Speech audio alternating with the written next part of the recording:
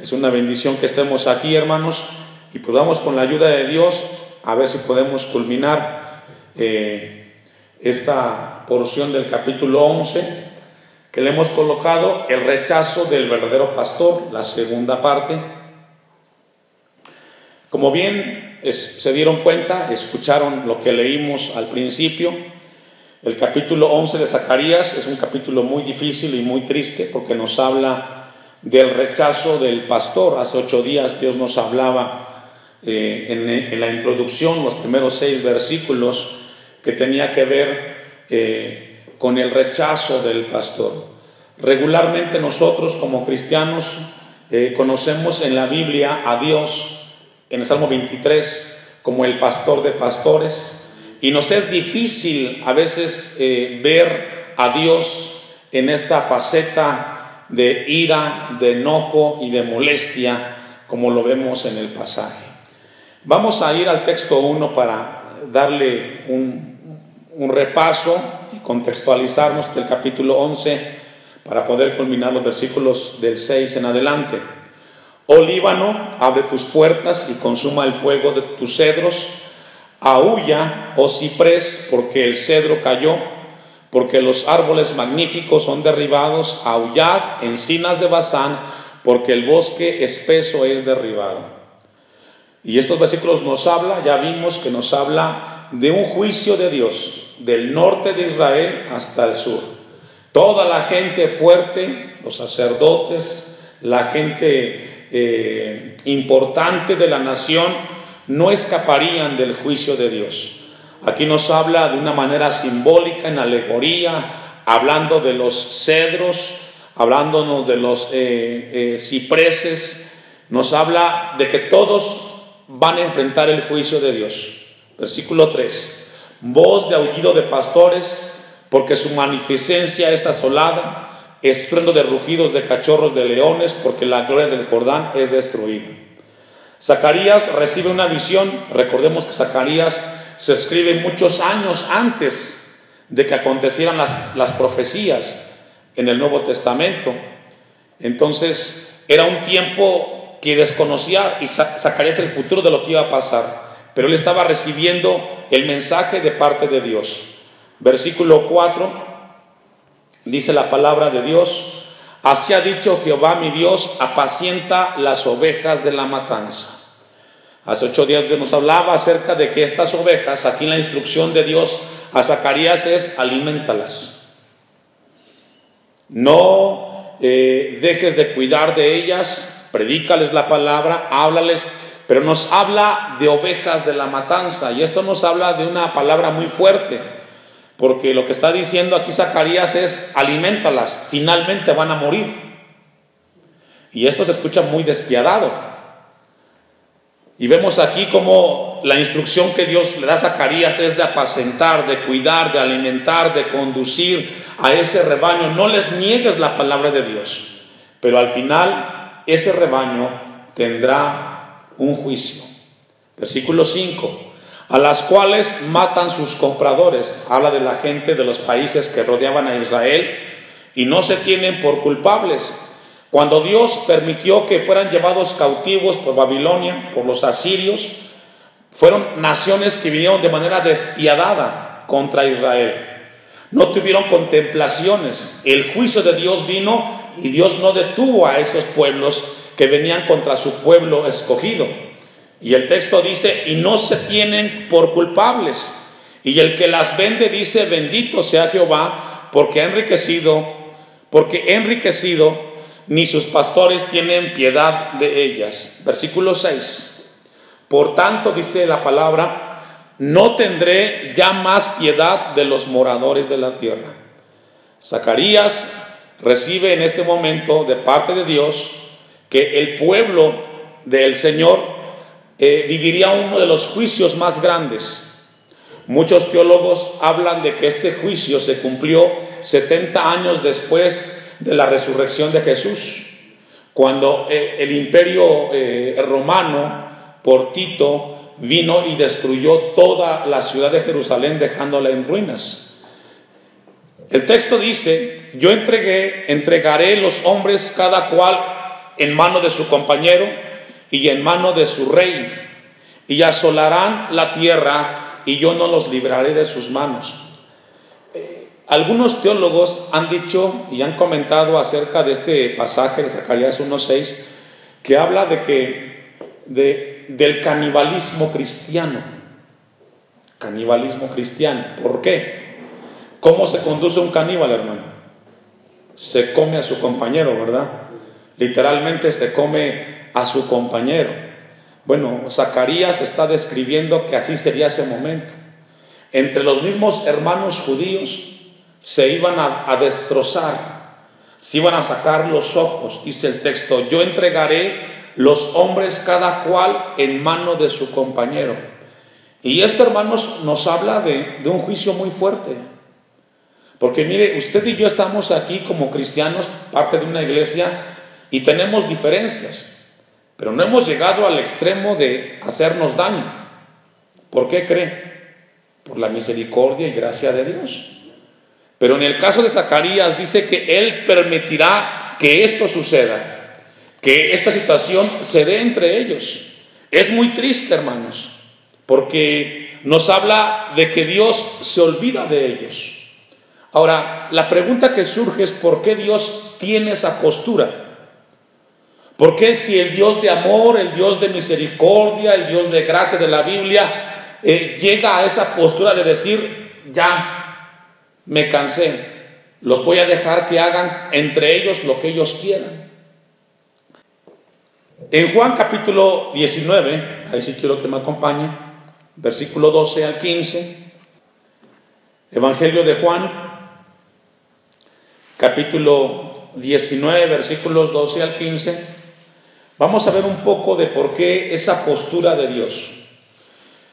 Nos gusta mucho el carácter de Dios o su atributo de amor y de misericordia, pero a veces es difícil aceptar que también Dios es justo. Pero también Dios es justo, hermanos. Dice Juan 19:12, Jesús es entregado, está frente a Pilato, ya lo han lapidado, lo han golpeado. Los judíos que lo entregaron estaban en ese momento en el patio. Esta escena así la describe Juan. Desde entonces procuraba Pilato soltarle a Jesús, pero los judíos daban voces diciendo: si a este sueltas, no eres amigo de César. Todo el que se hace rey, a César se opone. ¿Qué es lo que está diciendo Juan? Pilato, no queremos que sueltes al Mesías, no queremos a Jesús, queremos que lo crucifiques. ¿Sabe que no hay peor juicio para este mundo que el amor de Dios sea tan grande en Cristo Jesús y el hombre de manera consciente y arbitraria rechace el mensaje de Dios? Eso es terrible. Que Dios nos ame tanto, que Dios nos hable tanto y nosotros de manera indiferente digamos: no me interesa el mensaje de Dios. Esa actitud llega ante Dios y tiene consecuencias. Dice el texto 13: entonces Pilato, oyendo esto, llevó fuera a Jesús y se sentó en el tribunal en el lugar llamado el Enlosado, y en hebreo Gábata. Era la preparación de la Pascua, y como la hora sexta, entonces dijo a los judíos: he aquí vuestro rey, vuestro salvador. Pero ellos gritaron: ¿qué? Fuera, fuera, crucifícale. ¿Sabe que Zacarías está hablando, profetizando de este momento, diciendo: yo envié a mi pastor, yo, Dios, me encarné en Cristo, vine a esta tierra con un mensaje de reconciliación y ustedes me rechazaron? Ustedes fueron indiferentes, no quisieron nada con el Dios creador, prefirieron mejor crucificarle. Y esto es terrible, hermanos, porque esa actitud del hombre, en este caso de los judíos, la vemos el día de hoy. El hombre no quiere saber de Dios, rechaza el mensaje del evangelio, se resiste, pero esa actitud tendrá consecuencias delante de Dios. Sigamos leyendo este versículo 14. el 15, perdón. Pero ellos gritaron: fuera, fuera, crucifícale. Pilato les dijo: a vuestro rey he de crucificar. Respondieron los principales sacerdotes: no tenemos más rey que qué. Fíjese, ¿usted cree que Dios tenía necesidad de mandar a su hijo a la cruz del Calvario por gente ingrata, hermanos? No. Ahora yo le hago una pregunta: ¿hay mucha diferencia entre nosotros y estos judíos? No. Si estamos aquí es por la misericordia y gracia de Dios. Y si amamos a Dios es porque Él pone el querer por y el hacer por su buena voluntad en nosotros. Pero realmente el hombre no quiere nada con Dios, a tal grado de rechazarlo y decir: no me interesa Jesús, prefiero mejor el gobierno autoritario romano que la misericordia de Dios. Y esa actitud es la que está describiendo Zacarías en el versículo 6 y 7 de cuál sería el comportamiento. Volvamos a Zacarías 11, versículo 7. Entonces los judíos, en el Nuevo Testamento vemos ahora, Zacarías no lo vio, él lo profetizó, que los judíos mataron al verdadero rey y prefirieron ir tras los romanos. Zacarías 11:7 dice: apacenté pues las ovejas de la matanza. Aquí Zacarías dice: yo cumplí mi trabajo. Dios me pide que haga esto, yo lo voy a hacer. Él sabrá por qué lo va a hacer. Y esto nos enseña que cuando Dios nos pida algo, hermanos, aunque no estamos de acuerdo, hay que hacerlo, porque Dios sabe qué va a pasar. A veces no nos gusta ciertas cosas, pero Dios nos pide algo siempre con un propósito. Zacarías dice: apacenté pues las ovejas de la matanza, esto es, a los pobres del rebaño. Aquí dice Zacarías que él siguió enseñando, él siguió alimentando y cuidando a estas ovejas del matadero, es decir, estaban siendo alimentadas, pero al final serían sacrificadas. Pregunta: ¿cuáles son los pobres del rebaño?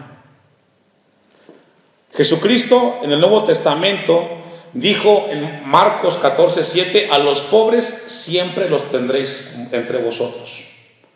¿Quién es la gente que es más fácil de aceptar el mensaje del Evangelio?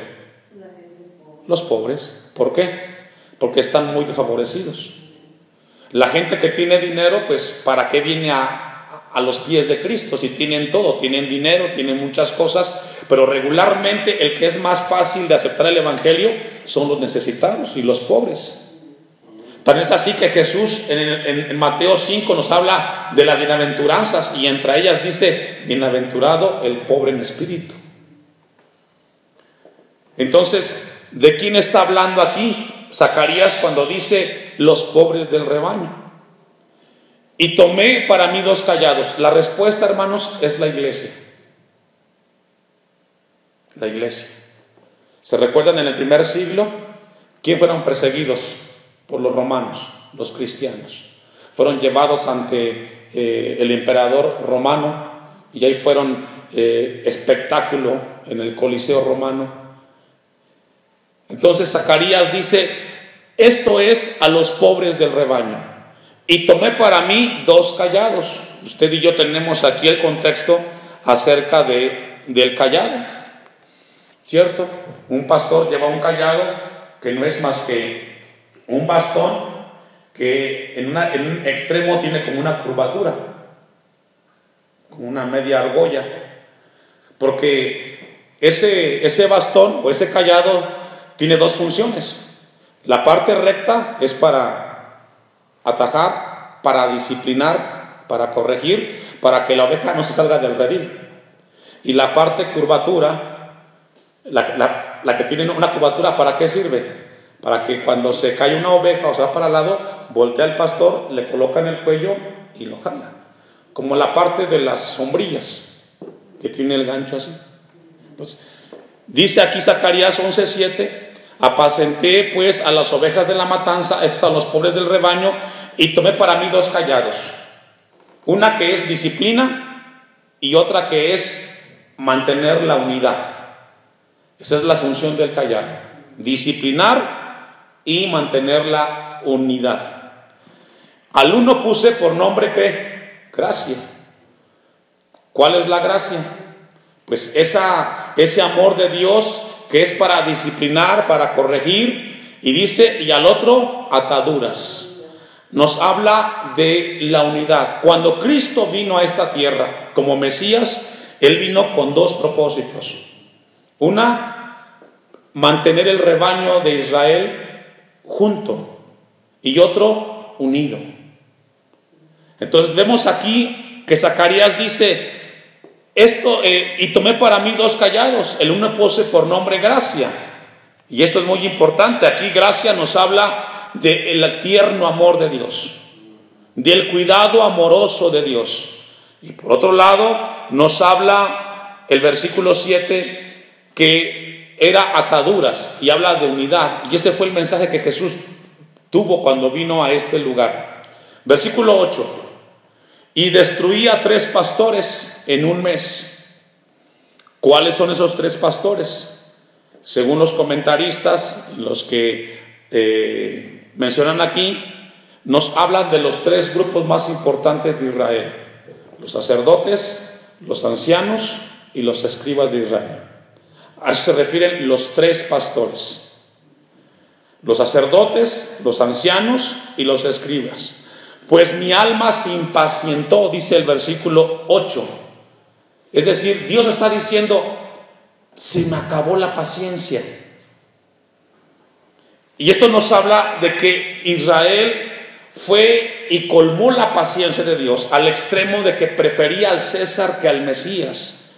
Y el versículo 8 dice, pues mi alma se impacientó contra ellos. ¿Contra quiénes? Contra los sacerdotes judíos, contra los ancianos judíos y contra los escribas. Contra ellos se impacientó. ¿Quiénes fueron los que más se opusieron a Jesús cuando Él estuvo aquí en la tierra? ¿Quiénes? Los fariseos, los escribas y los sacerdotes. Ellos, hermanos, representan la parte religiosa de la iglesia. ¿Sabe quién se opone más a las cosas de Dios? Un hombre y una mujer religiosa. En una iglesia, hermanos, ¿quién se opone más o quién cuestiona más las cosas de Dios? Un religioso. Porque seamos honestos, en la iglesia no todos son cristianos, no todos son parte del evangelio ni del rebaño del Señor. Hay muchos religiosos dentro de la iglesia. Y entonces Dios dice aquí, me impacienté contra ellos. ¿Por qué? Porque escucharon, pero no hicieron. ¿Cuántas veces Jesús los reconvino? Trató de que ellos vinieran al mensaje del evangelio y constantemente encontró en ellos rechazo, hasta que lo crucificaron. Y dice el versículo 8 de Zacarías 11, y también el alma de ellos me aborreció a mí. Fíjese, hablando de que iban a rechazar a Jesús. Versículo 9: y dije, no os apacentaré. ¿A quiénes? A estos grupos. Hermanos, ¿sabe que algo que me estremece a mí con el paso del tiempo es el darme cuenta que en la iglesia no todos son ovejas? La oveja del Señor recibe la palabra de Dios y la hace. Pero lo más lamentable es de que la gran mayoría son cabritos que no se dejan pastorear, porque están viendo al hombre y no ven a Dios que nos está guiando. Este grupo que describe aquí Zacarías 9, hermanos, versículo 9, nos habla que Dios dice, ya no los voy a apacentar. ¿Por qué? Porque no reciben mi palabra. Y dije, no os apacentaré. La que muriere, que muera, y la que se perdiere, que se pierda, y las que quedaren, que cada una coma la carne de su compañera. Cuando yo leía esto, hermanos, vino a mi mente un pasaje de la Biblia en el Nuevo Testamento, Romanos 1:18. Vaya conmigo. Se volvió realmente, este versículo 9 describe cómo o qué es lo que sucede cuando una persona rechaza el mensaje de Dios. ¿Cuáles son las consecuencias? Amados hermanos en Cristo, el mensaje de la palabra es para que como ovejas recibamos con prontitud el mensaje del evangelio. y que no lo pongamos en tela de juicio, porque Dios puede impacientarse. Ponga atención, Romanos 1:18, porque la ira de Dios se revela desde el cielo contra toda impiedad e injusticia de los hombres que detienen con injusticia la verdad. El apóstol Pablo dice que la ira de Dios viene con aquellos o contra aquellos que piensan que son mejores que Dios. Porque lo que de Dios se conoce les es manifiesto, pues Dios se lo manifestó, porque las cosas invisibles de Él, su eterno poder y deidad, se hacen claramente visibles desde la creación del mundo, siendo entendidas por medio de las cosas hechas, de modo que nadie tiene excusas. Pues habiendo conocido a Dios, ¿qué sucedió? No le glorificaron como a Dios, ni le dieron gracias, sino que se envanecieron en sus razonamientos y su necio corazón fue entenebrecido. ¿Le pasó esto a Israel? Sí. Allí estuvo Jesús con ellos 3 años y medio, ministrándoles mensajes, haciendo milagros, haciendo señales. Y ellos decidieron no, mejor al César, mejor a Barrabás, mejor los fariseos, pero no queremos a Jesús. Y sabe que ese mismo tema o esa misma historia se repite hoy. La gente quiere otras cosas, pero no quiere a Cristo en su corazón. Versículo 22, profesando ser sabios se hicieron necios y cambiaron la gloria de Dios incorruptible en semejanza de imagen de hombre corruptible, de aves, de cuadrúpedos y de reptiles, por lo cual Dios los entregó a la inmundicia en las concupiscencias de sus corazones, de modo que deshonraron entre sí sus propios cuerpos. Y aquí está describiendo lo que Zacarías 11:9 dice: entre ellos se comerán, entre ellos se van a destrozar. Y vea la sociedad de hoy, hermanos, corrompida más que nunca, el hombre matándose a sí mismo, destruyéndose a sí mismo, porque Dios ya no está ahí, hermanos. 25, ya que cambiaron la verdad de Dios por la mentira. ¿Sabe que esa idea de que Dios es amoroso, que Dios perdona y que Dios no me va a hacer nada, es un ídolo en el corazón de un cristiano que vive lejos de la voluntad de Dios? Porque así como Dios es amoroso, misericordioso, también Dios es justo y no tendrá por inocente al culpable, hermanos. Romanos 1, versículo hasta el 32, yo aquí marqué, nos sigue describiendo cómo Dios los dejó entre ellos para que se destruyan. No quieres a Dios, Dios te deja que hagas con tu vida lo que tú quieras. ¿Quieres vivir en pecado? Vive en pecado. Y esto nos habla, hermanos, que mientras Dios nos esté hablando, démosle a Dios gracias, porque Dios está interesado en que nuestras vidas sigan cambiando. ¿Qué sería de la iglesia si Dios no nos ministrara con esa palabra de amor y de misericordia, de que cambiemos a la imagen de Cristo? Leamos un poco más de Romanos 1, 26.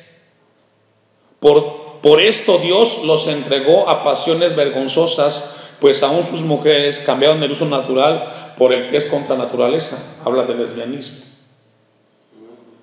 ¿No quieres a Dios en tu vida? ¿No quieres a Cristo cerca de ti? El pecado te va a destruir. ¿Quieres pecado? Pecado tendrás. ¿Quieres vivir realmente sin Dios? Y te vas a dar cuenta que es horrible vivir en el pecado. Y esta gente que vive así, hermanos, 27, de igual modo también los hombres, dejando el uso natural de la mujer, se encendieron en su laxivia unos contra otros, entiéndase homosexualismo, cometiendo hechos vergonzosos hombres con hombres y recibiendo en sí mismo la retribución debida a su extravío, el incremento de enfermedades venéreas entre este grupo de personas que se conducen en ese tipo de conductas. Y como ellos no aprobaron tener en cuenta a Dios, como no les interesa a Dios en sus vidas, Dios les entregó una mente, ¿qué, hermanos? Reprobada. Que Dios nos guarde a nosotros, que Dios nos entregue esa conducta. Por eso Zacarías 11, 9 en adelante habla de que Dios los dejó. Ahora leamos Zacarías 11, 9 para entenderlo, después de haber leído Romanos 1, 18. Y dije, no os apacentaré. ¿Por qué? porque Dios estaba ahí. Y el hombre dice, no quieres. La que muriera, que muera. Y la que se perdiere, que se pierda. Y las que quedaren, que cada una coma la carne de su compañera. Esto es fuerte. Por eso, mientras Dios nos hable, hermanos, cuidemos el mensaje de Cristo. Versículo 10. Tomé luego mi cayado, gracia, y la quebré, para romper mi pacto que concerté con todos los pueblos. Esto es grave. Esto es grave. Muy preocupante. Que Dios diga, ¿sabes qué? Lo que acordamos, no hay trato. Lo que yo prometí contigo queda anulado. ¿Por qué? Por la manera como tú eres. Imagínense que Dios quite de nosotros la gracia, la misericordia. ¿Qué sería, hermanos? Una vida en tinieblas, autodestrucción. ¿Qué es esto? Dios hizo un pacto y dice que ahora lo romperá. Versículo 11. Y fue deshecho en ese día. Y así conocieron los pobres del rebaño que miraban a mí, que era palabra de Dios. Y otra vez aquí describe a la iglesia, los pobres del rebaño. Quienes más vieron la ira de este pasaje, hermanos, fueron los cristianos del primer siglo. Fue sin precedentes la persecución.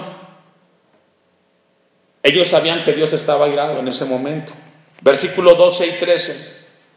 Y les dije, si os parece bien, dadme mi salario, y si no, dejadlo. Y pesaron por mi salario 30 piezas de plata. ¿A qué le recuerda ese pasaje? Claro. ¿Sabe que cuando yo leí esto me estremecí, hermano? 30 piezas de plata, efectivamente. Fue el dinero que le dieron a Judas por entregar a Jesús. Me encontré un dato que me estremeció, no lo vamos a buscar, pero sí anótelo en su libreta. Éxodo 21:32. ¿Sabía usted que 30 monedas de plata eran dadas al dueño de un buey que corneaba a un esclavo? Está en Éxodo 21:32. Se establece en el Antiguo Testamento que cuando un buey de cierta persona corneaba a un esclavo, por ese agravio tenía que pagar el dueño del buey 30 monedas de plata. Cuando Judas recibe las 30 monedas de plata y luego va y las quiere colocar en el templo, después de que se da cuenta que entregó a Jesús el Salvador, ese momento, hermanos, describe que para los judíos de ese tiempo Jesús valía menos que un esclavo. Imagínense qué valor le dio el pueblo de Israel a Jesús, menor que un esclavo. ¿Cuánto es 30 monedas de plata? Eso fue lo que valió el Mesías para los judíos. Sigamos leyendo el texto 13. Y me dijo Jehová, échalo al tesoro, hermoso precio con que me han apreciado. Como de una manera así como sarcástica, ¿no? Dios dice, ¿eso valgo para los seres humanos? Mi amor, el hacerme yo hombre, ¿valgo 30 monedas de plata? ¿Sabe que esto es muy triste, hermanos? Que el hombre le ponga un precio a las cosas de Dios. No hay con qué pagar el amor de Dios. No hay dinero en esta tierra, no hay cosa en esta tierra que pueda pagar lo que Dios hizo en Cristo Jesús en nosotros. Pero cuando el hombre le pone precio a las cosas de Dios, hermanos, esto es muy lamentable. Dice el texto, y tomé las 30 piezas de plata y las eché en la casa de Jehová al tesoro. Esto está en Lucas 7:41 al 47. Voy a leer rápidamente. Perdón, está en Mateo 27:3. Esta cita. Mateo 27:3. Les leo rápidamente el momento de Judas cuando sucede este evento.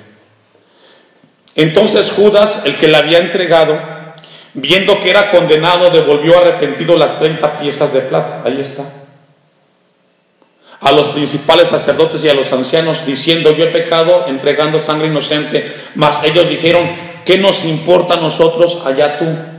Y arrojando las piezas de plata en el templo, salió y fue y se ahorcó. Y los principales sacerdotes, tomando las piezas de plata, dijeron: no es lícito echarlas en el tesoro de las ofrendas, porque es precio de sangre.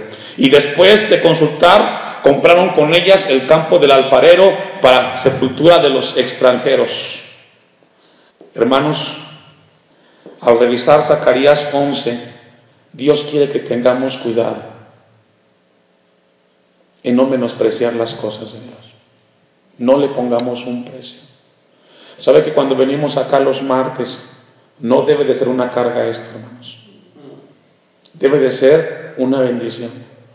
Ponerle precio es de que si dejo de hacer esto, no, hermanos, es una bendición las cosas de Dios. Vamos solamente a leer el 14, Zacarías 11:14.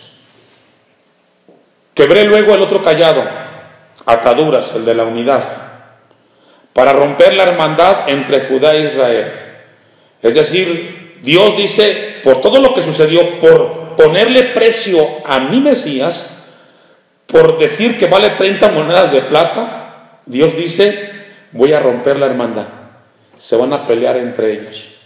Y a partir de ese momento, hermanos, Israel fue dispersado entre todas las naciones del mundo. Hasta apenas el siglo pasado les dieron otra vez el lugar para reconstruir la nación o la ciudad de Jerusalén. Versículo 15. Y me dijo Jehová: toma aún los aperos de un pastor insensato.